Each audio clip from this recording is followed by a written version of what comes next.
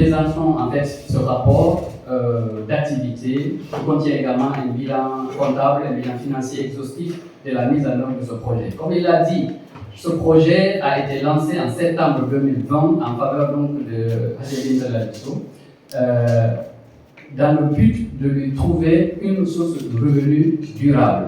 Cela est parti d'un constat. Elle a une carrière de plus de 50 ans et vivait dans une situation de précarité. Et nous avions trouvé que c'était paradoxal, et donc nous avons décidé de mettre en place un projet, mais pas n'importe quel projet. Ce n'était pas un projet pour, je vais dire, chercher de l'argent et lui donner, chercher un montant et lui attribuer. Mais c'était plutôt de chercher de l'argent et l'investir dans une activité génératrice de revenus, de sorte que ces revenus puissent être reversés donc, à la bénéficiaire et qu'elle puisse s'en servir à vie.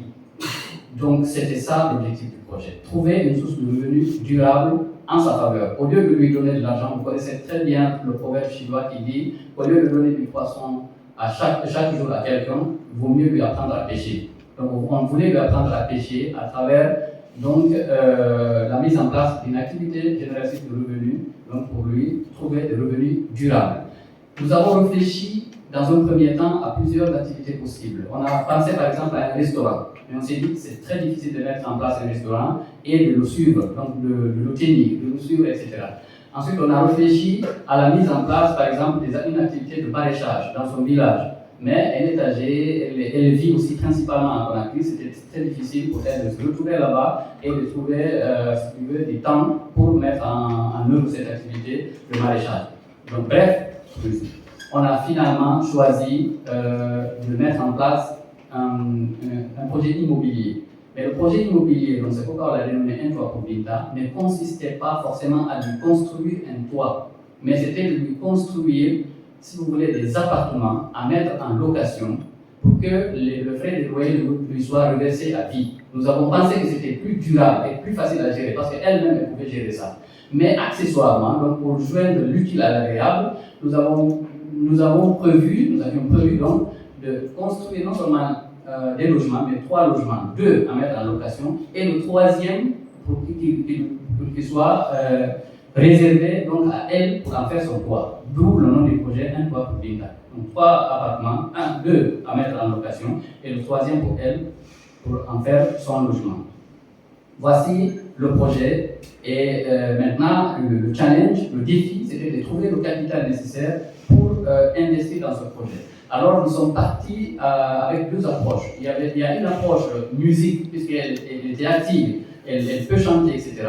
Donc nous avons utilisé, si vous voulez, son talent de musicienne pour l'accompagner dans l'enregistrement d'un mini-album de 5 titres dans un premier temps, qui est devenu 7 à la fin, afin de le vendre à un prix spécial pour mobiliser le capital nécessaire de l'achat de la parcelle et de la construction des appartements. Ça, c'était la première approche. La deuxième approche, c'était une approche de plaidoyer.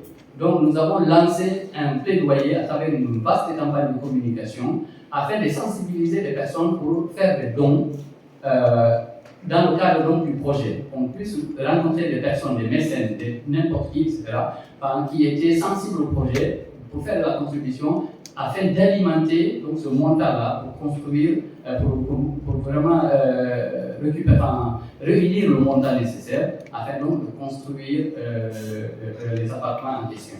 Alors, mais pour faire tout cela, nous avons utilisé plusieurs approches, donc, comme on l'a dit. Donc, on a pu donc lancer la campagne qui a généré beaucoup de retombées.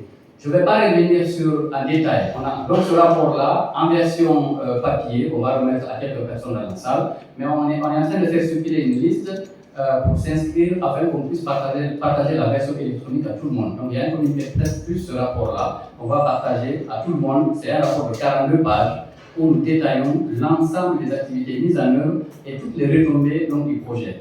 Peut-être quelques retombées du projet.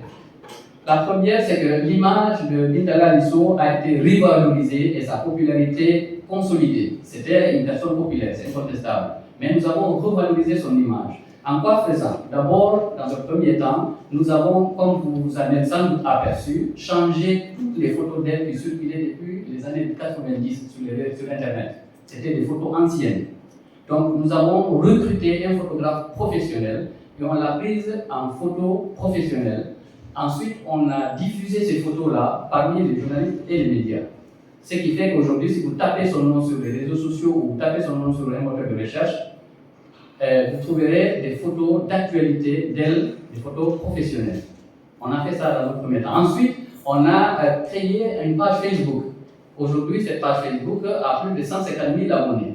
À travers cette page-là, on a fait énormément de promotion de son image. Du coup, elle est ressortie donc, avec une image revalorisée et une popularité qui a été consolidée. Elle a rencontré beaucoup de personnes, etc. Elle a fait beaucoup de choses.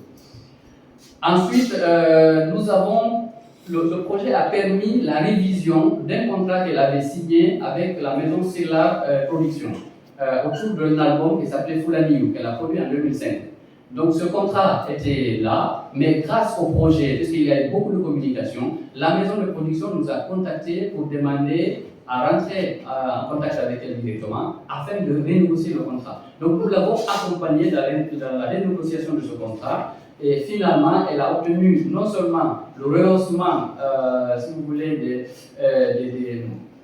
des primes qu'elle devait recevoir régulièrement, mais elle a reçu les premiers versements directement de ça. Et ça continue jusqu'à maintenant. Maintenant, régulièrement, ce n'est pas des grands montants, mais elle reçoit néanmoins des versements assez réguliers sur son compte personnel qu'on a créé. Bon, je ne vais pas revenir sur tout, mais on a créé également un compte bancaire personnel pour elle, justement dans le cadre de la renégociation de ce contrat avec Stellar Records.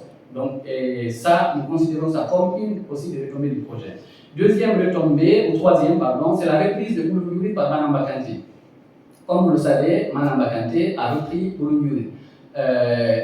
Sur la reprise de ce morceau, ce n'est pas une demande, c'est elle et son mari, qui l'accompagne sur le banc, qui sont venus demander à ce qu'ils reprennent le morceau. Mais tout ce qui touchait aux aspects musique, on a presque rien géré, Abda et moi. On a plutôt filé ça, on a refilé tous les aspects musicaux à Yabita et à son manager. Donc c'est eux qui ont, si vous voulez, qui sont tombés d'accord avec Soul. Nous ne connaissons pas tous les détails, mais elle a repris le morceau et comme vous l'avez vu, ça a donné une visibilité au-delà des mélomanes habituels de l'artiste. Donc au moment de la rédaction de ce rapport, ce morceau, le clip qui a été tourné, a généré plus de 3 millions de vues sur YouTube. Aujourd'hui, c'est sans doute plus de 4 millions, voire peut-être 5 millions ou plus. Donc, nous considérons que c'est une retombée également du projet parce que ça a décuplé sa popularité et elle a touché un public au-delà de son public habituel. Quatrième, c'est qu'elle a participé à plusieurs cérémonies, à plusieurs concerts. Et depuis le lancement du projet, elle a participé vraiment à toutes les cérémonies presque officielles, disons. Et cinquième, c'est comme je l'ai dit, elle a reçu donc la médaille du grade de commandeur de l'Ordre national du mérite qui a été donc délivrée par le président de la transition, comme vous le savez. Donc pour nous, c'est la plus grande récompense qu'elle a à travers ce projet-là. L'argent, c'est utile, mais c'est plus, parce qu'aujourd'hui, c'est quand même un titre honorifique qui décuple sa popularité, qui lui donne beaucoup plus d'influence, donc renforce sa popularité, renforce sa stature d'une personnalité publique en Guinée. Nous considérons que c'est grâce à ce projet qu'elle a pu accéder à cette distinction majeure pour une artiste de son rang. C'est pour nous une reconnaissance justement de sa carrière de plus de 50 ans de musicienne. Ensuite, comme vous le savez, le président lui a fait également un don d'une voiture que vous avez vu qui est garée dehors. Et donc ces dons entrent également dans le cadre en tout cas, du projet d'un point de vue, si vous voulez, retombé. Hein? Donc nous nous en réjouissons évidemment. Elle a reçu ça et aujourd'hui elle se déplace à bord de son véhicule personnel. Et enfin, on ne va pas tout citer, mais enfin, il y a aussi des promesses de dons qu'on a recensées. Il y a quelques promesses que les gens ont faites. Si le projet arrivait par exemple à telle étape, ils ont promis de faire ceci, de faire cela. soit de donner des matériaux de construction, du ciment, du sable, etc. Et il y en a qui ont promis de l'argent, il y en a qui ont promis de l'huile, etc. Donc tout ça là, on a consigné tout cela, toutes ces promesses-là dans ce rapport-là.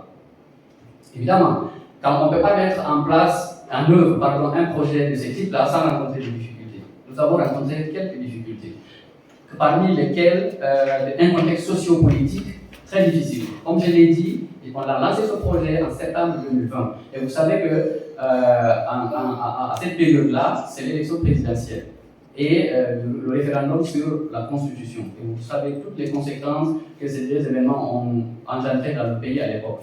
Donc on l'a mené dans un contexte socio-politique extrêmement difficile, ce qui a fait que le projet a pris énormément de temps et jusqu'à maintenant, la fin, jusqu'au trimestre 2022, il était encore d'actualité. Et là, tous les mois passés, on a jonglé entre réactivation, mise en pause du projet, parce qu'il y avait des violences, parce que la communication n'était pas favorable, etc. Donc voici l'une des difficultés qu'on a vraiment rencontrées dans la mise en œuvre de ce projet. Ensuite, on a eu des ressources humaines limitées. Comme je vous l'ai dit, c'est lui et moi qui l'avons mis en place. On a été accompagné par Hadietou, mais pas que. On a été accompagné par beaucoup d'autres personnes. D'ailleurs, il y a Petit Tonton qui devait être là, qui devait être en route. Il y a Habibatou, il y a plusieurs autres personnes, mais de façon concrète, on n'était que 2, parfois 3 à gérer un projet d'une telle ampleur. Donc on a eu des ressources humaines extrêmement limitées et ça nous a posé pas mal de soucis. Voici quelques difficultés qu'on a rencontrées. Ensuite, quand on met un tel projet en place, on en tire des leçons. Donc on a tiré aussi quelques leçons. La première leçon, c'est que nous nous sommes rendus compte qu'elle appartient quand même à une autre génération maintenant d'artistes. On a organisé un concert, on a été vraiment transparent dans la rédaction de ce rapport. On a organisé un concert, mais on s'attendait à une mobilisation plus importante. Même si, du point de vue rentrée financière, on était complètement comblé, on était satisfait des rentrées financières, mais il n'y avait pas de mobilisation. On a loué une salle de 1500 places, donc au chapiteau Baïssa. C'était le 12 mars 2022, je rappelle. Mais la salle était vraiment clairsemée, c'était presque vide, il n'y avait pas beaucoup de personnes. On a tiré des leçons pourquoi c'était vide. On s'est rendu compte que les gens peut-être aiment l'écouter, mais ne veulent pas forcément aller en salle danser à sa musique. Mais les gens ont quand même contribué. Parce que il y a des gens qui n'étaient pas, les personnes n'étaient pas venues, mais ils ont quand même acheté les tickets, ils nous ont envoyé de l'argent. Donc on a eu plus que ce qu'on espérait en termes, si vous voulez, de mobilisation pour l'achat de trucs. Mais on n'a pas pu remplir la salle. Et du coup, l'album qu'on a créé, donc les 7 titres, on n'a pas pu le vendre, et d'ailleurs on a ramené les clés ici. Toutes les clés qui restent sont là, on va les remettre à la fin de cette conférence de presse. Ensuite, le projet immobilier qu'on a mis en place, il est novateur, mais il est onéreux, il est coûteux, il est très cher. On n'était pas dupes, on savait que c'était très difficile de trouver un terrain à Conakry ici, l'acheter et le construire, et construire les 3 logements-là seulement en mobilisant de l'argent comme cela. C'était difficile. Mais on comptait sur la générosité de certaines personnes. Peut-être que quelqu'un dirait un jour, je vous donne une parcelle et vous pouvez construire sur cette parcelle-là. On espérait ce type de réaction. Malheureusement, cela ne s'est pas produit, même si on a positivé effectivement tout ce qu'on a reçu. Et à la fin, c'est qu'il y a des limites.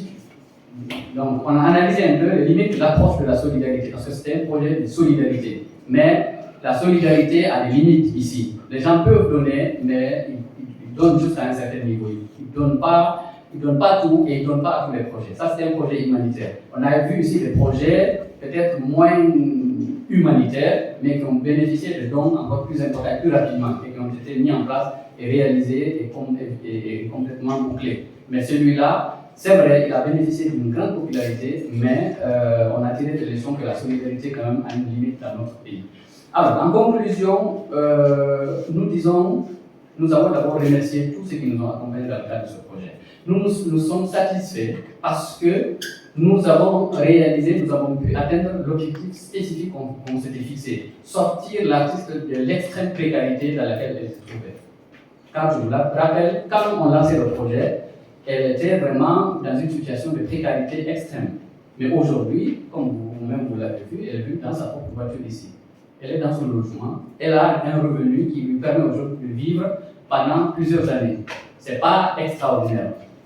On n'a pas certes pu construire les 3 appartements, faute d'avoir réuni le montant nécessaire. C'est ça la raison. On n'a pas pu, en 2 ans, réunir le montant nécessaire pour acheter la parcelle et construire la maison.